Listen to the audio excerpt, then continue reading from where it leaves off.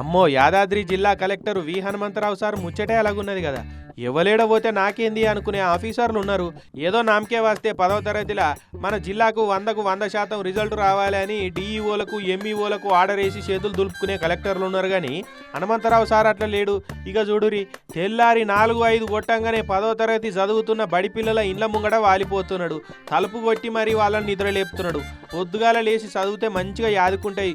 ఈ టైంలోనే పిల్లలను చదివియాలని పెద్దోళ్ళకు చెప్తున్నాడు. ఆటోస్ మీద ఇస్తారు. ఫిబ్రవరి మార్చ్ ఎప్పుడు వరకు ఉంటాయి ఎగ్జామ్స్? మార్చి 22 నుంచి ఎగ్జామ్స్. ఆ ఎగ్జామ్స్ అప్పుడు వరకు వస్తుంది ఆటో. నిన్న సంస్థాన్ నారాయణపురం మండలం షేర్గూడెంకు వేయండు సారు.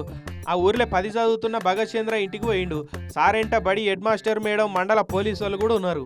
బాగా చదువు, మేము ఉన్నాం, ధైర్యంగా ఉండు. ఏ ప్రాబ్లం ఉన్నా కానీ ఎక్కడ ఇబ్బంది పడకుండా చదువు, ఏమి ఇబ్బంది కాదు. మీ మంచి హెడ్ మాస్టర్ గారు ఉన్నారు, మీ లక్కీ ఏంటంటే. ఇక పాపం ఆ పిల్లగాడు భగత్ చంద్ర ఇంటి పరిస్థితి తెలుసుకొని సార్కు కలుక్కు అన్నట్టు అయిపోయింది. హెడ్ మాస్టర్ మేడం కూడా పిల్లగాడు మంచిగా చదువుతాడు, ఇంట్లో ఆలతేం మంచిగా లేదని చెప్పింది. కలెక్టర్ సార్ ఉండి ఏం బాధపడకమ్మా, నీ పిల్లలను మంచిగా చదివి ఇప్పటి సంది పిల్లగాని చదువులకు ప్రతి నెల 5,000 నేను పంపిస్తా, పండ్లు గుడ్లు అసొంటి మంచి తిండి పెట్టు సరేనా అని అప్పటికప్పుడు 5,000 తీసిచ్చాడు.